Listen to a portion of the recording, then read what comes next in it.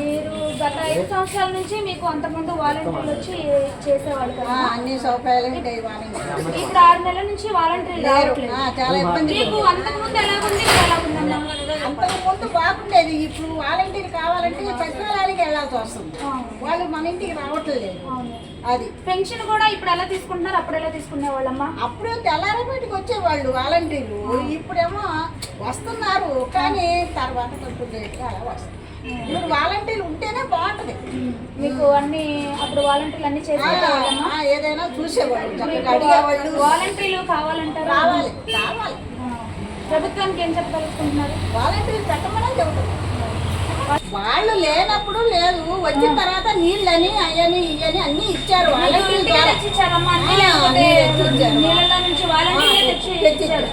మరి అప్పుడు చాలా రోజులు నీళ్ళు ఉన్నాయి కదా, అయినా కానీ వాలంటీర్లు వచ్చారా? మగ పిల్లలు వచ్చారా, ఆడపిల్లలు వచ్చారా? ఆడవాళ్ళు మగవాళ్ళు వాలంటీర్లే వచ్చి మీకు ఏం కావాలన్నా ఇచ్చారు. దీన్ని బట్టి మీకు ఏమనిపిస్తుందమ్మా? వాలంటీర్ ఉండాలి.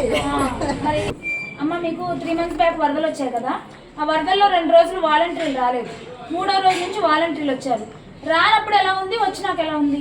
రానప్పుడు ఎవరు ఇవ్వలేదు మాకు. వాలంటీర్ వచ్చిన తర్వాత అన్ని సౌకర్యాలు, మంచినీళ్ళు కానీ ఏదైనా పెట్టడం, బిస్కెట్ ప్యాకెట్లు అని ఏదైనా వాలంటీర్ ద్వారా ఇచ్చారు. వాళ్ళు ఇంటికి వచ్చి ఇచ్చారమ్మా? ఇంటికి వచ్చి ఇచ్చారు. అంటే నీళ్లు ఉన్నాయి కదా, అంటే ఆయన నీళ్ళలో దిగే ఇచ్చారు. ఆడపిల్లలు వచ్చారా, వచ్చి చేశారా? మరి ఇప్పుడు వాలంటీర్లు ఉండాలంటారమ్మా? ఉండాలమ్మా, ఉండాలి. 3 వంతులు ఉండాలి. Okay okay, thank you.